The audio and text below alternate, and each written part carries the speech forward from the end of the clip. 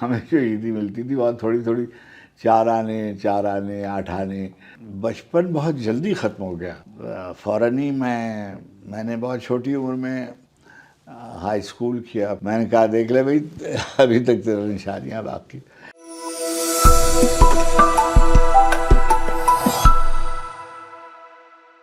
السلام علیکم ناظرین، وی نیوز کے ساتھ میں ہوں مشکور علی، اور آج ہمارے ساتھ موجود ہیں ہمارے مہمان افتخار اردو جناب افتخار عارف صاحب.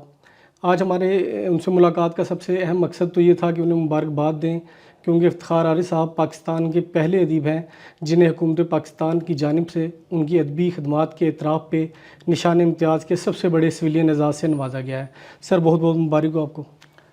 جی مجھ سے پہلے بھی نشان امتیاز ملے مگر سر ادب میں. جی ہاں، مرحومین کو سر جی بالکل زندہ شخصیت. بالکل. جی ہاں، اللہ کا شکر ہے بہت، اور جتنا میں فخر کر سکوں مجھے شاید حق پہنچتا ہوگا، اور خوشی ہوتی ہے اور شکر کا مقام ہے کہ آدمی زندگی بھر محنت کرتا ہے اور کام کرتا ہے، اور اگر اس کا اعتراف ہو جائے اس کی خدمات کا، تو اس سے بڑی نعمت کیا ہو سکتی ہے. جی تو سر ابھی رمضان کا مہینہ چل رہا ہے، آپ کے روزے بھی ماشاءاللہ اچھے چل رہے ہیں، تو ہم سر جاننا چاہتے ہیں کہ اب عید بھی قریب ہے آنے کی، تو آپ کو بچپن کی عید کا یاد ہے سر؟ بچپن میں کیسی عید گزرا کرتی تھی؟ میں نے بیٹے 55 سال روزے رکھے، اللہ کا شکر ہے. برطانیہ میں جس زمانے میں تھا اس میں بھی لمبے روزے ہوتے تھے اور مشکل روزے بھی تھے، مگر اللہ نے توفیق دی کہ میں نے رکھے. بعد میں بیماری کی وجہ سے موقوف رہے. آپ نے بچپن کی عید کا سوال کیا ہے. میرا تعلق ایک بہت ہی متوسط طبقے سے میرے والد تو تھے، مگر میری پرورش بہت ہی غریب گھرانے ہوئی. میرے نانا جو تھے وہ ان کے، مگر عید پہ جیسے سارے ہندوستان کے مسلمان، پاکستان کے مسلمان عید بہت اہتمام سے مناتے ہیں. جو جس کے بس میں ہوتا ہے وہ اس طرح کا لباس پہنتا ہے. اور اس زمانے میں جو اب تو ماشاءاللہ پاکستان بننے کے بعد، اور پاکستان میں تو سال میں پورے سال کبھی نہ کبھی کپڑے بن جاتے ہیں اور جوتے آ جاتے ہیں وغیرہ بچوں کے، مگر ہمارے زمانے میں تو عید کے موقع پر ہی جو کچھ خریداری ہوتی تھی وہ ہوتی تھی. عید میں جو جوڑے بن جاتے تھے اور جو جوتے اور ٹوپیاں اس زمانے میں پہنی جاتی تھیں تو روزہ رکھتے تھے. اور میں تو پابندی سے روزے رکھتا تھا بچپن میں بھی، اور مسجد میں روزے کھولے جاتے تھے. اس وقت محلے کے بچے سب جا کر اور افطار مسجد میں کرتے تھے، پھر نماز وغیرہ. اور جب روزے کے دن قریب آتے تھے تو یہ جو راتیں ہوتی ہیں تراویح کے بعد والی، اور ختم قرآن کی محفلیں، اور بہت گہما گہمی ہوتی تھی. اور بڑے شہروں سے میں زیادہ ہنگامہ ہوتا ہے چھوٹے شہروں میں، اور ملی جلی آبادی میں اتنا ہنگامہ نہیں ہوتا. لکھنؤ میں بہت ہنگامہ ہوتا تھا، میرا بچپن وہاں گزرا. تو صبح ہوتے ہی ہم مسجد کی طرف اپنے نانا کے ساتھ جاتے تھے. مگر ایک مجھے واقعہ یہ یاد ہے کہ ہمارے نانا جو تھے وہ گھر کے پھاٹک کے باہر ہمیں کھڑا کر دیتے تھے، فطرے کی جو رقم ہوتی تھی وہ دے کے، اور کہیں کھیلنے نہیں جانے دیتے تھے. اور ہم ضد کر رہے ہوتے تھے. وہ کہتے تھے نہیں، ابھی ایک بابا آئیں گے جو ان کو جو بھی پیسے وغیرہ دینے ہیں وہ دے کر اور پھر چلیں گے. فطرے کی رقم، ہمیں یہ نہیں معلوم تھا کہ فطرے کی رقم ادا کرنے کے بعد نماز کے لیے جاتے. اچھا، اور ہم ایک بزرگ یاد ہیں ہمیں، وہ سیاہ لباس پہنتے تھے اور بڑی سی ان کی داڑھی اور بڑے بڑے ان کے بال، اور بہت ہی میں ان کے لیے لفظ استعمال کر رہا ہوں، ہیبت ناک، وحشت ناک ان کی اور وہ کڑا بجاتے ہوئے آتے تھے اور ایک ایسی لائنیں گا رہے ہوتے تھے کہ جس پہ یعنی آپ کو حیرت ہوگی کہ عید کے دن موت کا ذکر کر رہے ہوتے تھے کہ کیا کہ جا تو لاپرواہ ہے مولا، تجھ کو پرواہ ہی نہیں، مرنے والا مر گیا تو نے تو پوچھا بھی نہیں۔ اچھا میں کہتا ہوں یا اللہ، یہ بابا میرے نانا جو تھے، میری نانی کو بہت دن ہوئے انتقال ہو چکا تھا، تو مجھے یاد نہیں ہے وہ، مجھے یہ یاد ہے کہ میں ہوش میں بھی نہیں تھا مگر گھر میں کوئی موت ہوئی تھی ایسے، مگر نانا میرے بہت ان سے کرتے تھے، تعلق ان کا بہت گہرا تھا، تو وہ جب وہ آ جاتے تو مجھ سے پیسے دلوا کے اب ہم نماز کے لیے جاتے، اور ٹوپی وغیرہ ضرور پہننا پڑتی تھی، اور اتار کے پھینک کے بھاگ جاتے تھے مگر نماز کے لیے ٹوپی۔ اچھا، اور میں نے دیکھا کہ اس وقت سے لے کے آج اتنے برس ہو گئے، اب میری عمر 80 برس کی ہو گئی، مگر میں دیکھتا ہوں کہ نماز میں ابھی تک اچھے خاصے بزرگ جو ہیں وہ نماز میں رکعتوں میں گھپلا کرتے ہیں، کبھی ہاتھ چھوڑتے ہیں، کبھی باندھتے ہیں، اور مختلف میں نے دیکھا برطانیہ میں بھی کہ بعض جگہوں پر تکبیریں کسی وقت پہلے کہہ لی جاتی ہیں، بعد میں تکبیریں بعد میں کہہ لی جاتی ہیں، تو ابھی تک اس میں قصہ ہوتا ہے۔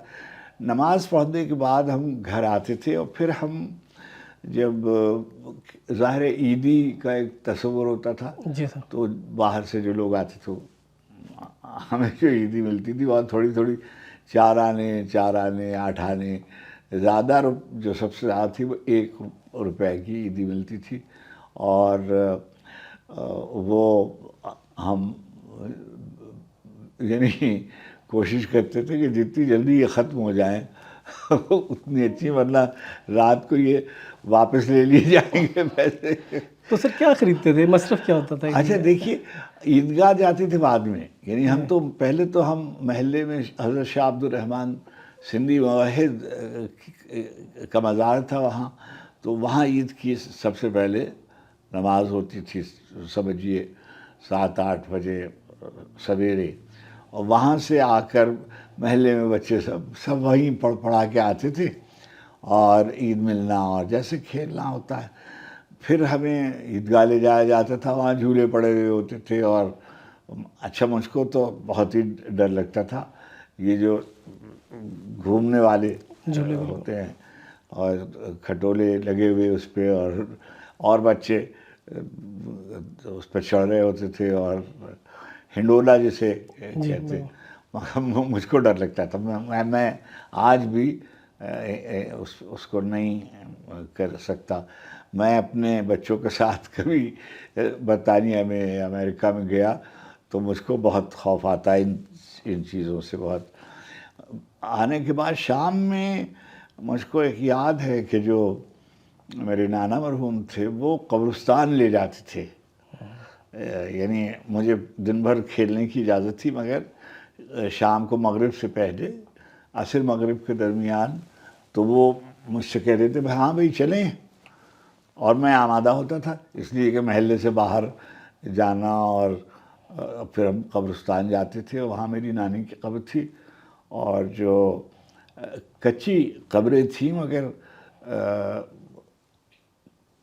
جسے کہتے ہیں سنبھالی جاتی تھیں، یعنی جب میں بڑا ہو گیا تبھی میں نے دیکھا کہ میرے نانا جو ہیں وہ بہت ہی پابندی سے قبر کو بنواتے ہیں اور اس کو صاف کراتے ہیں، اور یعنی اس کی جسے کہ یہ اس کو خیال رکھنا، صفائی وغیرہ، مٹی وغیرہ، لپائی وغیرہ، کوئی سبزہ اگایا ہو اور وہ، اور اس کی صفائی، اور پوتنا جسے کہتے ہیں چونا وغیرہ کر کے اس پہ، اور یہ بھی ہوتا ہے نا کہ قبریں اگر زیادہ دیر دیکھ بھال نہ کی جائے تو دوسرے کو وہاں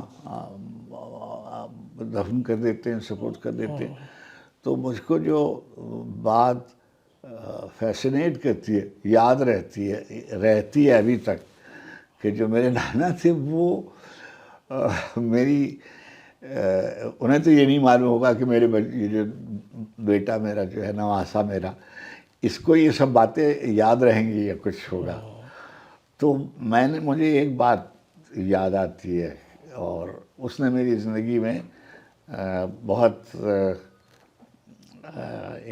رشتوں کے احترام کی روایت قائم کی. وہ میری نانی مرحومہ تو قبر میں آسورا، مگر وہ ان سے باتیں کرتے تھے کہ اچھا مجھے بھیا کہتے تھے نا، میں بڑا تھا سب سے، کہ بھیا جو ہے وہ اس کلاس میں آ گیا ہے، اور اب اس نے بیت بازی میں یہ انعام جیتا. اور سر قبر پہ جا کے؟ قبر میں نہیں، یعنی بولتے جاتے تھے جیسے صفائی کر رہے ہیں، اب وہ بات کر رہے ہیں، مکالمہ. اب میں سن رہا ہوں کہ یہ میرے بارے میں مرحومہ سے باتیں کر رہے ہیں، as if she is listening to ہم. اچھا، یہ ایک اپنے نانا کی جو باتیں مجھے یاد رہی ہیں، ان میں جو سب سے پرانی یاد ہے وہ یہ یاد ہے کہ وہ میری نانی کو بہت یاد کرتے تھے، اور کوئی ایسے سمجھتے تھے کہ جیسے وہ اچھا خیر. اور وہاں سے آ کر اس زمانے میں مغرب کے بعد کھانا کھا لیا جاتا تھا، اور بچے یعنی سلا دیے جاتے تھے. تو عید کا دن محلے میں بچے ایک دوسرے سے شوخی کر رہے ہوتے تھے، کھیل رہے ہوتے تھے. میں بھی اپنے جو وہاں تو ہندو اور مسلمان سب ساتھ رہتے تھے نا، تو ہندو لڑکے بھی ہمارے ساتھ آ جاتے تھے. میرا ایک دوست تھا شام، وہ بھگوتی، یہ لڑکے بھی آ جاتے تھے ہمارے ساتھ. اور یہ پھر اب میں جیسے جیسے آپ بڑے ہوتے جاتے ہیں ویسے ویسے صورت حوال مختلف ہوتی جاتی ہے. تو سر پیچھے بچپن سے ذرا سے پوچھتے ہیں کہ عید پہ سر میٹھا کیا بنتا تھا کھانے پینے میں، میٹھے کیا بننا ہوتا ہے؟ دیکھیے سب کے ہاں ایک ہی چیز مجھے یاد ہوتی ہے، یہ جو اب تو کیا ہے کہ ہر تہوار پر 100 طرح کے پکوان نظر آتے ہیں، مگر مجھے جو یاد ہے وہ تو سوئیاں ہی ہیں. کہ سوئیاں جیسے پھینیاں جو ہوتے ہیں جو رات کو تو کھانے میں روزے کے وقت، سحری کے وقت جو ہوتا ہے وہ. اچھا ہاں، ایک اور بات کہ رمضان کے دنوں میں جو لوگ رات کو جگانے آتے تھے نا، ایک پارٹیاں آتی تھیں جو گا کر روزہ داروں کو اٹھاتی تھیں کہ وقت ہو گیا ہے سحری کا. وہ عید کے روز پھر آپ کے گھر آتے تھے، تو آپ ان کو یعنی نظر کے طور پہ کچھ نذرانہ دیتے تھے. جی ہاں. اور عید میں سوئیاں ہی زیادہ تر تو، یعنی جو مجھے یاد ہے، جو شیرینی کی اور قسمیں گھر میں ہوتی ہوں گی مجھے نہیں یاد. مجھے یاد ہے کہ سوئیاں کیونکہ سال میں 1-2 دفعہ ہی پکتی تھی، تو وہ بہت شوق سے کھاتے تھے. اور اس میں بہت سے انواع و اقسام کی، کسی جگہ گڑ کی سوئیاں ہیں، کسی جگہ زیادہ بالائی کے ساتھ پکائی گئی ہے، کوئی مضافر بھی، اور بہت سی قسمیں ہوتی تھی سوئیوں کی بھی. اور کہیں کہیں جیسے راحت کو کھانے کے لیے کوئی قورمہ یا پلاؤ، کوئی کباب، کچھ اس طرح کی چیزیں اس کے ساتھ ہو جاتی تھیں. اور زیادہ تر یہ دیکھیے اب پاکستان کے قیام کے بعد میں کراچی میں رہا ہوں، تو میں نے کراچی میں بھی دیکھا ہے، اور یہاں بھی میں دیکھتا ہوں کہ انواع و اقسام کے کھانے اور لوازمات ہوتے ہیں چیزوں میں. مگر جو میں باہر کے شہروں کا تو نہیں جانتا، مگر لکھنؤ میں تو عام طور پر جو بڑے لوگ ہوں گے ان کے یہاں مضافر وغیرہ ہوتا ہوگا، زعفران کی سوئیاں اور اس کی سوئیاں اور یہ سارے تتمبے ہوتے ہیں. مگر مجھے جو یاد ہے وہ تو شکر کے ساتھ جو سوئیاں تیار کی جاتی تھیں. یہاں یہ ضرور ہے کہ جیسے میں ذرا سا میرے نانا مجھ سے بہت محبت کرتے تھے، اور مجھے بالائی کے ساتھ سوئیاں دے دیتے تھے. وہ مجھے زیادہ شوق سے میں کھاتا تھا، اور میٹھا میں بہت شوق سے کھاتا تھا. چنانچہ الحمدللہ ڈائبٹیز ہوئی ہے اور بھگت رہے ہیں اب. اچھا سر، بچپن کے کوئی دوست یاد ہیں یا ابھی تک ہیں، کوئی حیات ہیں آپ کے ساتھ دوست؟ میں چلا آیا نا پاکستان، جی لکھنؤ تو سے. جو بچپن کے جو ساتھ کے کھیلے ہوئے لڑکے تھے ان میں سے 2-4 لوگ تو شاید زندہ ہیں، اور نکل جاتے ہیں نا جب آپ اس وقت آپ کو بہت سے دوست آپ کے ہوتے ہیں. یہ میرے کان کے پاس یہاں آپ کو ایک نشان نظر آئے گا، جی سر. یہ ایک ہمارا بچپن کا دوست تھا، اس کا نام بالم. بالم. جی ہاں، اس کے والدین اس کو بالم کہتے تھے، تو ہمیں بالم ہی یاد ہے. وہ محلے میں ان کے جو والد تھے، وہ والدین جو تھے وہ باڑ رکھتے تھے، یعنی چھریوں پر اور استروں پر اور قینچیوں پر. اس سے ہماری محلے میں تھا اس کی دکان، تو ہماری اس کی دوستی تھی بچپن میں. تو ایک دن اس نے کیا کیا کہ ہم سے کہا کہ بھائی آؤ ہم نائی نائی کھیلتے ہیں. ہاں، اور اس نے میرا کان کاٹ دیا. یہ جو ہے یہ کٹا ہوا ہے آج تک.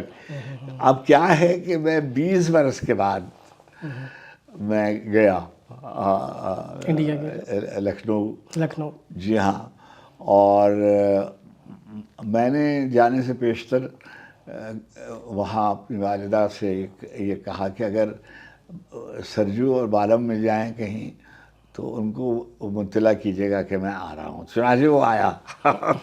تو اس وقت اس کی عمر بھی بڑی ہو گئی تھی، وہ بھی 40 تھا، میں بھی اپنے خاندان کے ساتھ. اور تو میں نے دیکھا کہ وہ تو بالکل ہی جسے کہتے ہیں بڑھا گیا تھا بہت.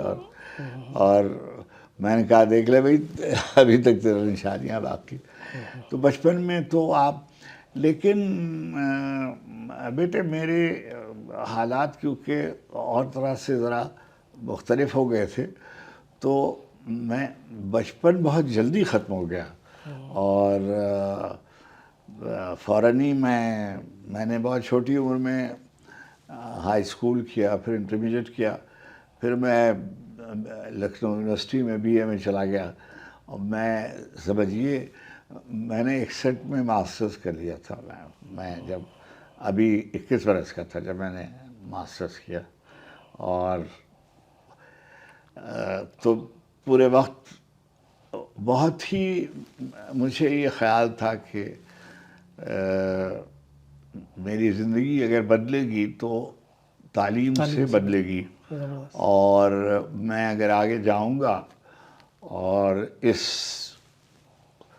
معیار زندگی سے بہتر زندگی گزارنا چاہوں گا تو مجھ کو پڑھنا پڑے گا. اور پڑھنے میں بھی اگر آپ نمایاں کارکردگی نہیں دکھاتے تو یہ معاشرہ اور طرح کا ہے. اور چنانچہ میں نے دیکھا بہت سے تجربات ہیں جس کے بیان کا یہ موقع نہیں ہے، مگر میں یہ سمجھتا ہوں کہ جتنی جلدی آپ اپنے مستقبل کے بارے میں کوئی صورت بنا لیں اور اس کا کوئی روڈ میپ آپ کی نظر میں ہو، چاہے کتنا ہی چھوٹا ہو، 4 سال کا، 5 سال کا، 10 سال کا، اپنی زندگی کو آپ کہاں دیکھنا چاہتے ہیں، یہ نوجوانوں کو بتانا چاہیے کہ وہ اپنے لیے اہداف کا تعین کریں اور پھر اپنی توانائیوں کو مجتمع کریں.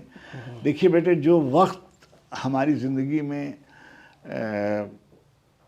خراب ہونے کے امکانات کا ہے، وہی وقت ہماری زندگی کی بہتری کا وقت ہے. اور وہ ہے 15 سے 25 برس تک.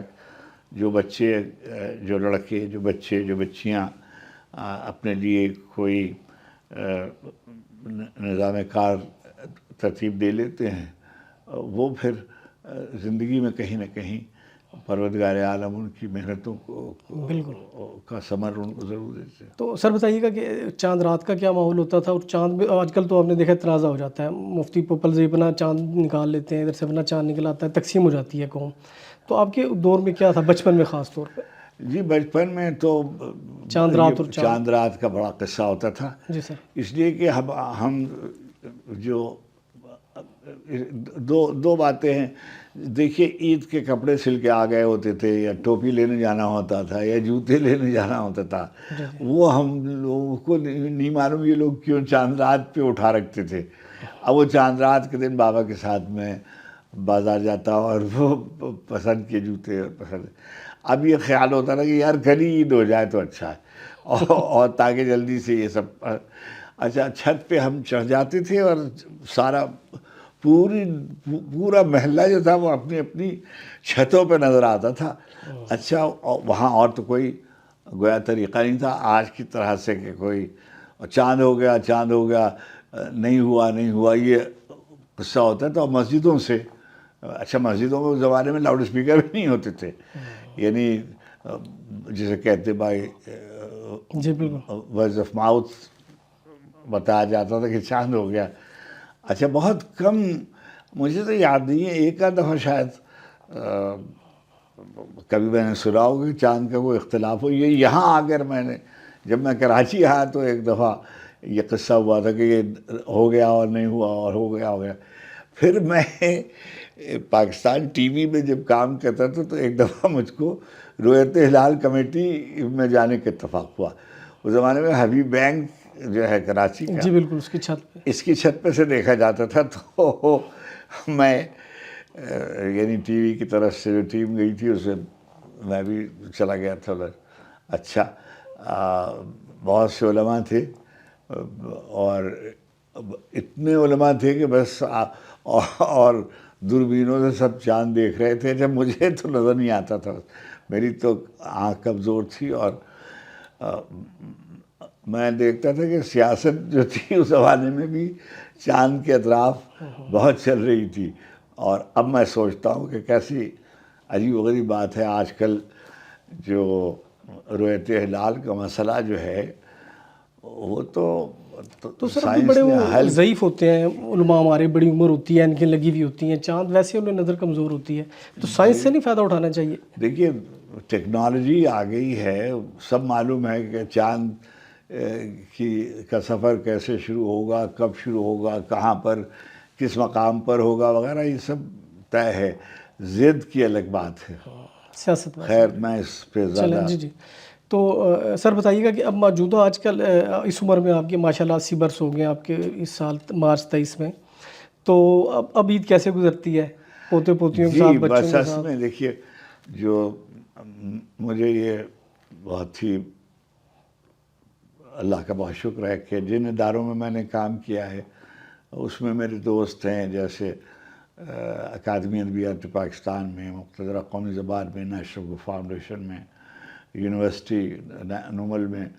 تو ان میں سے بعض بچے, بعض دوست ساتھی جو ہیں وہ آ جاتے ہیں, ان کی فیملیز آ جاتی ہیں. میں جب میرے بزرگ تھے, میں آغا ناصر صاحب جب حیات تھے تو میں ان کے یہاں جایا کرتا تھا. ضیاء جالندھری صاحب جب حیات تھے, ممتاز مفتی صاحب جب حیات تھے, اسلم اظہر صاحب حیات تھے, تو یعنی جو میرے بزرگ تھے تو میں ان کے یہاں جایا کرتا تھا. اور اب جو بچے جن کا میں بڑا ہوں اس عمر میں, تو وہ میرے پاس تشریف لاتے ہیں, وہی میرے بچے ہیں, وہی میری فیملی. تو سر بچپن میں آپ نے ذکر کیا آپ عیدی لیتے تھے, زیادہ سے زیادہ 1 روپیہ ملتا تھا, تو آج کل تو بچے 1000 روپے سے کم نہیں لیتے. جی, میں لوگوں کے پاس ہوتا بھی تو ہے نا, تو کوئی دیکھیے بچوں کے چہرے پہ خوشی دیکھنا دنیا کی بڑی نعمت ہے. بڑے لوگ خوش نصیب ہیں وہ جو اپنے بچوں کو عیدی دیتے ہیں, ان کو خوش لباس دیکھتے ہیں. دادا, نانا, ماموں, چچا, یہ جو خاندان کے جو بیٹے, جب رشتے جو ہیں اس کی قدر کرنی چاہیے. مغرب نے ہمارے درمیان سے جو رشتوں کا حسن تھا وہ متاثر ہوا, اور نئی طرز زندگی نے ہم سے وہ حسن چھین لیا. لیکن اس کا لطف تو انہی میں ہوتا ہے کہ یہ چچا ہیں, یہ ماموں ہیں, یہ پھوپھی ہیں, یہ خالہ ہیں, یہ ننیحالی رشتہ دار ہیں, یہ ددیالی رشتہ دار ہیں. بلکہ جو پرانے زمانے میں جو محلے کے بزرگ بھی جو تھے اور رہنے والے تھے, وہ بھی ख़ानदान के अफराद समझे जाते थे और उसका बड़ा हुस्न है। तो सर आपसे रिक्वेस्ट ये है एंड में कि अपने को 3-4 अपने इशार सुना दें, कोई पसंदीदा गज़ल जो आपको खुद पसंद है आपकी। देखिए मैं कुछ शेर सुनाता हूँ। जी सर। मैआने अरसे मौतो हयात रक़्स में है, मैआने अरसे मौतो हयात रक़्स में है, अकेला मैं नहीं कुल कायनात रक़्स में है। मैआने अरसे मौतो हयात रक़्स में है, अकेला मैं नहीं कुल कायनात रक़्स में है। उताक़े कुंगरे अर्श के चराग़ की लौ किसी गली के फ़कीरों के साथ रक़्स में है। वाह। मजाल किसकी कि जुम्बिश करे रज़ा के बग़ैर, जो रक़्स में है इजाज़त के साथ रक़्स में है। वो कौनिया हो कि बगदाद हो कि सेवन हो, वो कौनिया हो कि बगदाद हो कि सेवन हो, फ़कीर अपने सितारों के साथ रक़्स में है। ज़मीन अपने सितारों के साथ रक़्स में है। वो कौनिया हो कि बगदाद हो कि सेवन हो, ज़मीन अपने सितारों के साथ रक़्स में है। मैं अपने शम्स की आमद का मुंतज़िर था, सो अब मेरे वजूद में रूमी की ज़ात रक़्स में है। मैआने अरसे मौतो हयात रक़्स में है, मजाल किसकी कि जुम्बिश करे रज़ा के बग़ैर, जो रक़्स में है इजाज़त के साथ रक़्स में है। सुनने वालों को सर ईद मुबारक अगर कहते हैं। जी ख़वातीन हज़रात, ईद मुबारक।